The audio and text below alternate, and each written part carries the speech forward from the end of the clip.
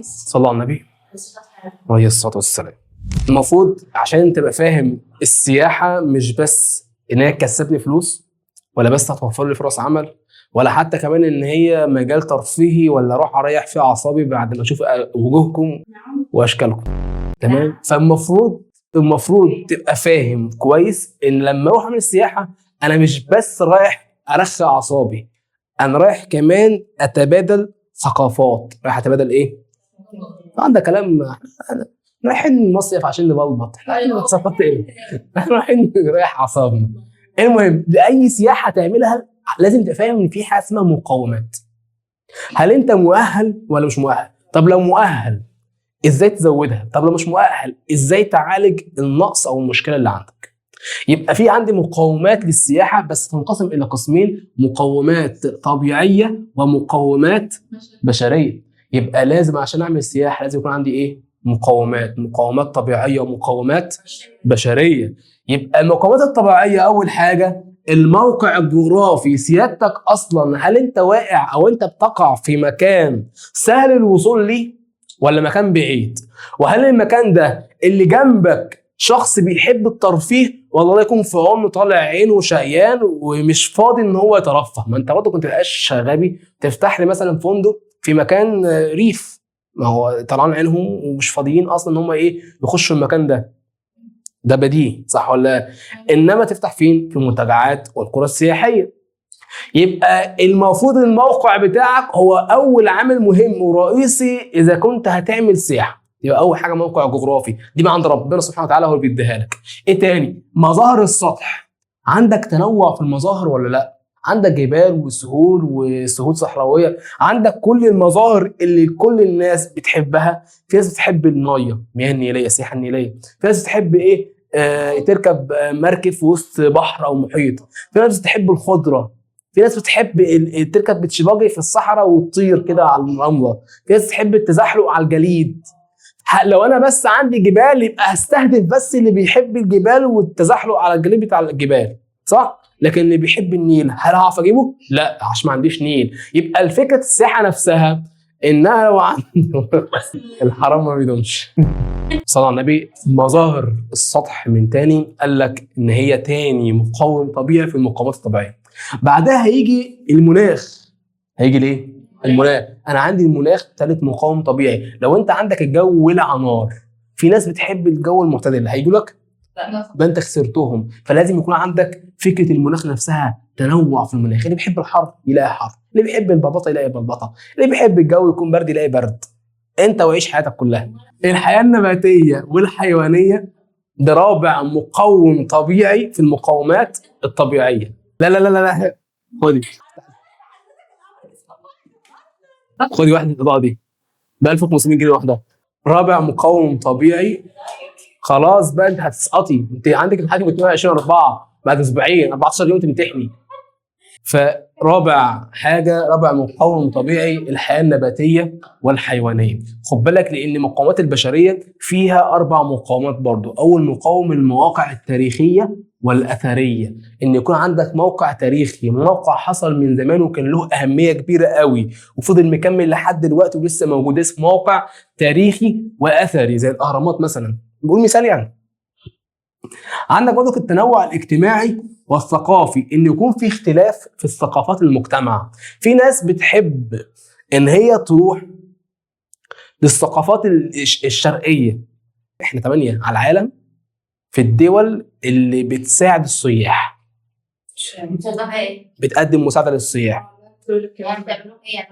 يعني بنكرمهم، بنضيفهم، بنساعدهم، بنكلمهم عشان ما يحسش بملل يعني. المهم، شبكات البنيه التحتيه اللي موجوده زي المترو، زي شبكات الاتصالات، زي الدكتوره، زي المواصلات، كل دي اسمها شبكات بنيه تحتيه. زي الكباري، لما يكون عندك مواصله كباري، كوبري، اذا كان عندك وصلة طرق ووصلة قطارات ووصلة متروهات والحاجات دي كلها تكون متصله، بحيث ان انا اقدر اوصل من اقصى شمال المدينه الى اقصى غرب المدينه او اقصى شمال جنوب المدينه او حتى شرقها او اي مكان اقدر اتنقل له بسهوله. ده هيساعد في السياحه ولا هيضرها؟ بالعقل. هيساعدها.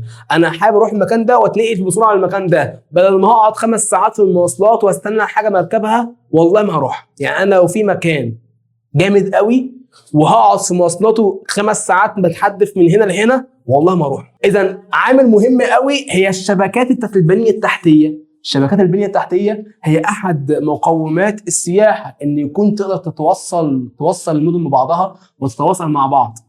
اخر حاجه قال لك تسهيلات الضيافه والاقامه. تسهيلات الضيافه والايه؟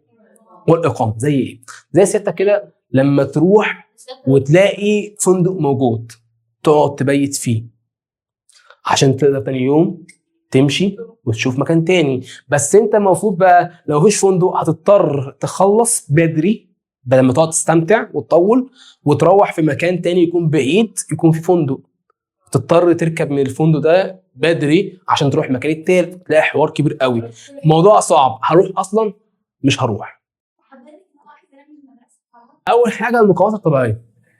اول مقاوم طبيعي احنا قلنا ايه؟ الموقع الجغرافي. خد بالك ان موقع قاره اسيا موقع مهم، بس مش زي اوروبا اكتر، بس موقع مهم. ليه؟ لان بيقترب من قاره اوروبا، بتقترب برضه من قاره استراليا، بتقترب برضه من قاره افريقيا. يبقى تقترب منها كام قاره؟ 3 قارات. كام قاره؟ 3 قارات. يبقى تقترب قاره اسيا من كام قاره؟ قاره اوروبا، قاره استراليا، وقاره افريقيا. طيب قاره اوروبا، قاره اوروبا قال لك تمتلك قاره اوروبا موقع جغرافي متميز بيجعلها قريبه من المناطق المصدره للسياحه. اكتر مناطق بتحب تسافر اولهم قاره امريكا الشماليه، بعدها شمال قاره افريقيا. ما قالش قاره افريقيا كلها، لان هنا بيكلمك عن اهم الدول اللي بتحب تسافر. شمال قاره افريقيا زي تلاقي مثلا واحد مصري مسافر رايح تركيا، او مثلا رايح اليونان، او رايح ايطاليا، او الاماكن دي. جنوب غرب قاره اسيا يقصد بها الخليج العربي، او الخليج العربي يقصد بها خليج ايه؟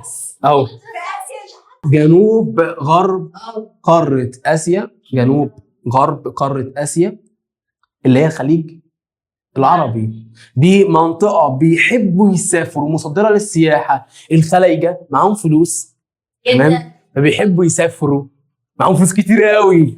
يعني ايه ده يا اخي؟ فلوس كتير، يا رب برميل بترول، يا رب برميل واحد بس مش عايز كتير. تاني مقوم طبيعي من المقومات الطبيعيه الا وهو مظاهر السطح. مظاهر الايه؟ السطح. خد بالك مظاهر السطح بتتنوع في قاره اسيا وقاره اوروبا، بل هم اكتر قارات العالم في التنوع بتاع مظاهر الايه؟ السطح. عندك مثلا قاره اسيا فيها جبال اسمها جبال الهيمالايا اللي في وسط اسيا واحنا عارفينها كويس قوي. وعندك هضبه التبت اللي فين؟ في الصين، وبرضه في وسط اسيا. وسط ايه؟ اسيا، عشان تبقى عارف. برضه عندك برضه جزر المالديف اللي اي واحده دلوقتي عايزه تتجوز تقول لك ايه؟ عايزه اقضي شهر عسل في جزر المالديف. ايه؟ يعني ايه؟ جزر المالديف اللي موجوده في المحيط الهندي، موجوده فين؟ دي منطقه جذب السياحه. وخد بالك دي مظاهر سطح متنوعه، ده فيها مجموعه كبيره قوي من الجزر المرجانيه. جزر ايه؟ جزر كامله مرجانيه، فيها شعاب مرجانيه، عندها رمله بيضاء، عندها شواطئ بيضاء، عندها مياه صافيه، عندها مياه دافيه، عندها سمك بيلمع في الليل، عندها حاجه، عندها فلوس كتير قوي. رابع حاجه في المظاهر السطحيه اللي في اسيا، خد بالك ان عندي هناك قال لك في صحاري حاره وفي صحاري معتدله وفي صحاري بارده بتاعت سيبيريا، صح ولا لا؟ سهول سيبيريا في الشمال فمتجمدا. فاذا بالتاكيد انا عندي اماكن مختلفه، اماكن متنوعه. يعني اللي عايز الحر هيلاقي حر، اللي عاوز المعتدل هيلاقي الايه؟ اللي عايز يتلج هيتلج. انت براحتك، شوف انت جاي معاك بايه. فقال لك الظاهرات دي كلها متميزه من كثبان رمليه واوديه جافه وجبال بركانيه. يعني عندها جبال بركانيه، عندها اوديه جافه، عندها كثبان رمليه، عندها رمال متحركه لو عايز تغرق وتنتهي. كل حاجه متوفره معاك، تمام. اليمه الثانيه في قاره اوروبا قال لك عندها جبال مشهوره زي جبال الألب وزي جبال البرامز. دي اكتر جبال سياحيه في العالم. مقصود بقى الألب في وسط اوروبا، مقصود بقى في وسط ايه؟ ولكن مقصود بقى البرامز في اسبانيا. بعد كده قال لك شلالات الراين عارفين نهر الراين؟ مش عارفينه. اهو صورته باينه. لا ده مش ده الشلال بس مرسوم مش عارف. المهم انا اسف، شلالات اسمها شلالات الراين موجوده في سويسرا. موجوده فين؟ في سويسرا. في برضو الجزر عندها طبيعه خلابه. عندها طبيعه ايه؟ خلابه. يعني عندها منظر كده تبص له تلاقي ان الجزر دي بالتاكيد هي تريحك نفسيا. زي كده لما تقولي لي عملت الواجب او ذاكرت وجايه مذاكره وعامل الواجب بتريحني نفسيا. زيك كده مثلا يا يوسف، اكتر حد بيديني مناظر خلابه قدامي. قال لك زي جزيره ايه؟ سكاي. جزيره ايه؟ سكاي. اسمها سكاي. سكاي ايه؟ دي سما. ايه ده؟ سما فوق. جزيره ايه؟ سكاي في اسكتلندا. جزيره سكاي فين؟ في اسكتلندا. فاكرين العالم الاسكتلندي جيمس وات كان من المنطقه دي. طيب ايه تاني؟ قال لك جزيره كريت في اليونان. جزيره ايه؟ كريت في اليونان في البحر المتوسط. في البحر الايه؟ المتوسط. ثالث مقاوم طبيعي معانا وهو المناخ. خد بالك لان المناخ في قاره اسيا ما بحبش انا الحلقات دي بقى. خد بالك لان المناخ في قاره اسيا من المناطق الجاذبه للسياحه في معظم ايام السنه. ده نتيجه ان هي مناخ معتدل تقريبا. في بعض المناطق اللي بتكون مناخها حار، طبعا في مناطق بتكون بارده ومناطق تانية بتكون حاره. زي ايه يا عم الحاج الكلام ده؟ قال لك زي مناطق شرق اسيا، وزي ساحل بلاد الشام على البحر المتوسط، وزي تركيا برضو على البحر المتوسط. يبقى خد بالك انا قلت على 3 مناطق مناخها معتدل بتستهدف السياحه بالنسبه لمناخها. زي ايه؟ زي مناطق شرق اسيا، وزي ساحل بلاد الشام، وزي تركيا. طب قاره اوروبا مالها يا عم الحاج؟ قال لك قاره اوروبا تميز بوقوع معظم أراضيها ضمن الأقاليم المناخية المعتدلة، وده بيؤدي إلى قدوم أعداد كبيرة من السائحين إليها في معظم أيام السنة. نفس النظام برضو آسيا، إن هي عندها معظم أراضيها مناخ معتدل، تقع ضمن الأقاليم المناخية المعتدلة. فقال لك إيه؟ قال لك بيؤدي إلى قدوم أعداد كبيرة من السائحين لفين؟ قال لك معظم أيام السنة إلى قارة أوروبا. طيب رقم 4 في المقومات ألا هو الحياة النباتية والحيوانية. الحياة النباتية والحياة الحيوانية. قال لك تتنوع النباتات والحيوانات في قارتي آسيا وأوروبا.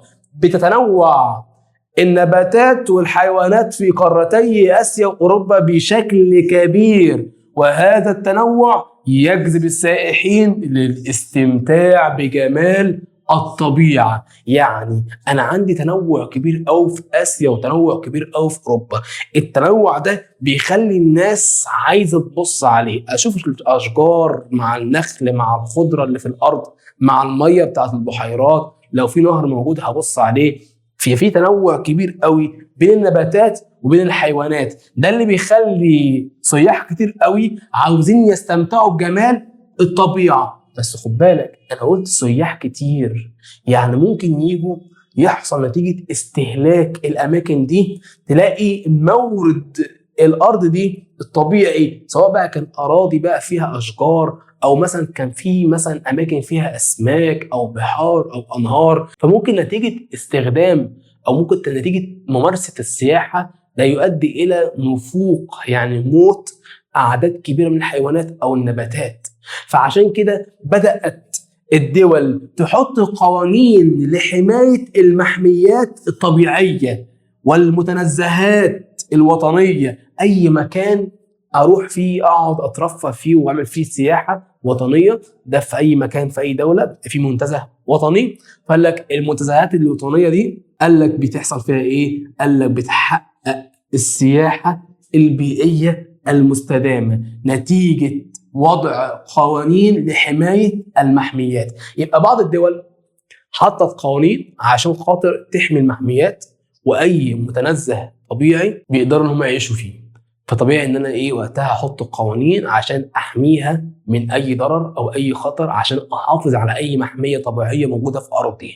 فلازم احط قوانين ابدا احافظ بيها على المحميات الطبيعيه. ومن اكتر دول اوروبا اوكرانيا في اوروبا. يبقى اكثر الدول اللي فيها متنزهات وطنيه هي اوكرانيا في اوروبا. اوكرانيا فين؟ في اوروبا. اكتر بلد فيها محميات تقريبا طبيعيه، وتروح تبص عليها فاسمها متنزه طبيعي، كانها حديقه كده، تخش تبص عليها وتتفرج عليها. فدي كده اسمها قاره اوروبا، فيها دوله اوكرانيا. بعدها نتكلم على المقومات البشريه. المقومات البشريه، اول مقوم بشري في المقومات البشريه احنا قلناها المواقع التاريخيه والاثريه. خد بالك، لان مناطق الحضارات القديمه والاثار اللي موجوده في اسيا واوروبا هي واحده من اهم المقومات البشريه للجذب السياحي. يعني هو اهم مقوم بشري في المقومات البشريه لقاره اسيا واوروبا هو المواقع التاريخيه والاثريه، نتيجه التاريخ الكبير قوي لقاره اسيا والتاريخ الكبير قوي لقاره اوروبا، زي سور الصين العظيم في قاره اسيا، زي برج ايفل في باريس في فرنسا في قاره اوروبا، زي قصر الحمراء في اسبانيا في قاره اوروبا، زي مدرج الكولوسيوم، ده اكبر مدرج العاب ومصارعه كان موجود في ايطاليا وقتها في العصر الروماني في ايطاليا في اوروبا. قال لك زي مدينه البتراء الاثريه بالاردن في اسيا، زي قصر تاج محل بالهند في اسيا. دي كده كلها اماكن اثريه موجوده في قاره اسيا وفي قاره اوروبا. في اكتر من كده بكتير، بس هنتكلم على الامثله اللي الناس بتسافر كتير قوي عشان تشوفها. نيجي نبص هنا برضو هنلاحظ ان تاني مقوم هو التنوع الاجتماعي والثقافي. التنوع الاجتماعي والثقافي في قارة اسيا وقارة اوروبا. تمتلك قارة اسيا وقارة اوروبا تنوع ثقافي وتنوع اجتماعي كبير. لكل ثقافة عندها عادات وتقاليد خاصة، زي الفنون برضو، سواء بقى كان غناء بقى او موسيقى او رسم او نحت، في عادات خاصه وفي تقاليد. في مثلا الموسيقى اللي بيسمعوها وهم بياكلوا والكلام ده كله، هم عندهم عادات معينه بيحبوا يعيشوها، فدي كده اسمها ثقافه مختلفه، متنوع في الثقافه. طيب يعني مثلا مثال، هل اليابان مثلا الموسيقى اللي بيشغلوها وهم بياكلوا الغداء او العشاء في الفنادق او حتى المطاعم نفس الموسيقى اللي احنا بنسمعها في المطاعم اللي عندنا؟ اكيد لا، وده اسمه اختلاف وتنوع. يبقى عندهم تنوع في الثقافه، عندهم تنوع في في الثقافه. الاكل نفسه اللي بياكلوه هو اصلا تلاقي كل بلد ليها اكله مشهوره. احنا عندنا الملوخيه والمحشي والبشاميل والكلام ده كله، زي مثلا في الخليج مثلا عندهم الكبسه والكلام ده. دي كلها ثقافات وعادات وتقاليد مختلفه من بلد للتانيه. قال لك كمان بيوفر فرصه للسائحين. النوع بتاع التنوع الاجتماعي والثقافي بيخليهم عندهم فرصة ان هم يستكشفوا ثقافات العالم التاني، يبقى عارف عالم جديد وحياة جديدة مختلفة عنه، يفهم ثقافتهم عاملة ازاي، وهم مثلا هل عندهم خبرة كبيرة قوي في الحياة هيتعلم منه ويفهم ازاي بيعمل مثلا الحاجة دي او الكلام ده كله. فدي اسمها تنوع ثقافات واختلاف ثقافات. طيب عندي برضو إقامة المهرجانات المختلفة. بعض الدول اللي في آسيا وفي أوروبا عندهم مهرجانات بتوحي بثقافتهم وعاداتهم وتقاليدهم. زي مثلا عندك في اليابان عندهم مهرجان بيتعمل اسمه مهرجان سابورو للتلج. زي مهرجان مهرجان سابورو بتاع التلج، بيفضلوا يحدفوا بعض بكرات التلج والكلام ده كله. تلاقي واحد يمسك كده كرة التلج راح حادفها عليك، ده كده اسمه مهرجان سابورو في اليابان. ده مهرجان بيوحي ببعض العادات والثقافه اللي عندهم، بيوحي بحياتهم عامله ازاي في وسط التلج. فده كده اسمه مهرجان سابورو في اليابان. مهرجان سابورو في اليابان. طيب عندك مثلا ثالث مقوم بشري زي شبكات البنيه التحتيه. سيادتك لما تروح دوله ما فيهاش اتصالات مكالمات، ما فيهاش مثلا مواصلات، هروح اعمل بيها ليه اقعد ساعات عشان اوصل لمكان ممكن اوصله في ربع ساعه بمواصله خفيفه؟ فالمفروض ان انت في شبكات البنيه التحتيه، المقوم الثالث البشري احنا قلنا عليه، المفروض في قاره اسيا بتختلف من دوله للتانيه، لان قال لك خد بالك هي قويه ومتطوره في دول كتير قوي، زي 4 دول هنقولهم، زي اليابان، زي الصين، زي جمهوريه كوريا الجنوبيه. خد بالك بقول لك جمهوريه كوريا الجنوبيه، مش بقول لك كوريا الشماليه. يبقى زي جمهوريه كوريا الجنوبيه. طيب زي ايه؟ زي الامارات. خد بالك بقى، انا قلت تختلف تنوع او تختلف قوة وتطور البنية التحتية في دول قارة آسيا من دولة للتانية، لأن في دول عندها متطورة وقوية قوي، زي مين؟ زي كوريا، زي اليابان، عندك مثلا زي الإمارات، زي كوريا اللي احنا قلنا كوريا الجنوبية، زي الصين. فأنا عندي زي الدول دي فيها قوة وتطور في البنية التحتية. في برضه دول أقل في التطور، مش شرط تكون معدومة. في دول بتكون قوية ومتطورة بس مش زي اليابان في البنية التحتية، مش زي الصين في البنية التحتية، مش زي الإمارات، مش زي كوريا الجنوبية. فاحنا بنتكلم إن في دول فعلا متطورة بس مش زيهم، وفي دول برضو معدومة. يبقى أنا كده عرفت إن في دول قوية ومتطورة زي اليابان، زي الصين، زي جمهورية كوريا الجنوبية مش الشمالية، زي الإمارات. وفي دول تانية بتكون أقل في التطور. طيب قارة أوروبا خد بالك تتسم البنية التحتية في قارة أوروبا في معظم أنحاء قارة أوروبا بالحرف كده، لأن هي قارة متطورة، قارة قوية، قارة هي متقدمة قوي. فمعظم أنحاء قارة أوروبا بتتسم بالحداثة والتطور، يعني هي حديثة ومتطورة. البنية التحتية عندها إيه؟ حديثة ومتطورة. زي إيه؟ زي الطرق السريعة، زي سكك الحديد، زي المطارات الدولية متصلة ببعضها، لدرجة إن البنية التحتية في أوروبا تقريبا بتوصل معظم دول القارة ببعضها، بالأخص دول الاتحاد الأوروبي. بص كده، قال لك مما يساعد على سهولة تحرك السائحين خاصة دول الاتحاد الأوروبي. أكتر دول تقدر تتنقل من دولة للتانية هي دول الاتحاد الأوروبي. تركب قطر توصل للدولة التانية على طول، تركب أي مواصلة تلاقي الموضوع سهل وبسيط.